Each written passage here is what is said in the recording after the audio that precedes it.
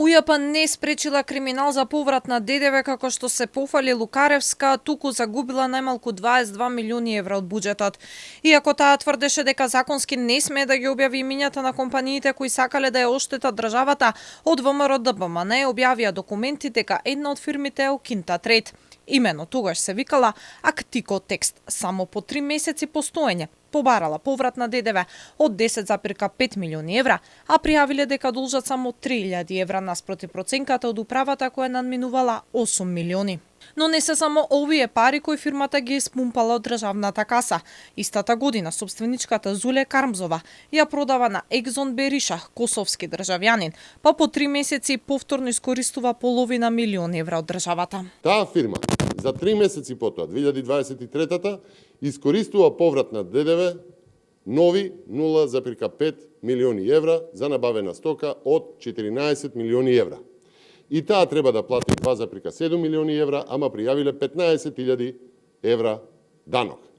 За појасно, вкупно оваа фирма од април 2022 до март 2023 искористила 11 милиони евра поврат на ДДВ. УЈП се одлучува за проверка за овој сомнителен случај дури по 7 месеци, но тогаш не може да го најде собственикот Бериша. Во ваква ситуација на државата 11 милиони евра и должи фирма со непостоечки газда. ВМРО ДПМН бара одговор што правела управата за јавни приходи цела година.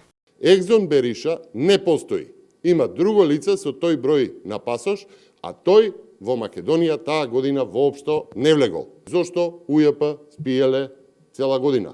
Нова фирма одеднаш пријавува поврат за енормни 50 милиони евра, па не прашува зошто со стока од 50 милиони евра пријавува 15.000 евра данок.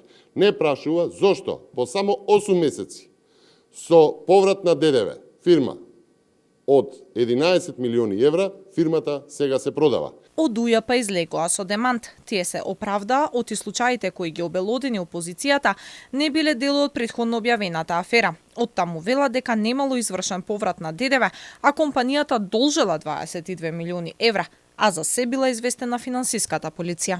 Износот од 22 милиони евра, кој го споменуваат од ВМРО ДПМН, е износ кој е објавен во листа на должници, кој всушност представува даночен долг, а не поврат и е врз основа на извршена контрола за барање на поврат на ДДВ. Информираме и дека побарани се податоци за патни исправи, кои се наведени во историјатот на промени во Централен регистар на Република Македонија.